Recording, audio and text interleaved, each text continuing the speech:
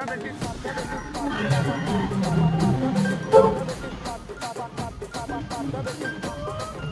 வந்து தோசை ஊற்றி எடுத்தாச்சு. இப்ப நம்ம அடுத்து என்ன செய்ய போறோம்னா, நம்ம அரைச்சி வச்சிருந்த தக்காளி தோசை.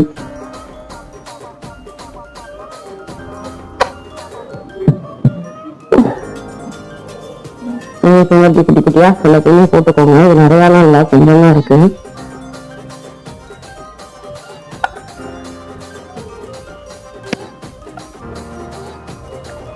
தக்காளி போட்டோமா, இதையும் அதே மாதிரி ஃபுல்லாவே ஸ்ப்ளிட் அவுட் பண்ணி விட்டுக்கோங்க.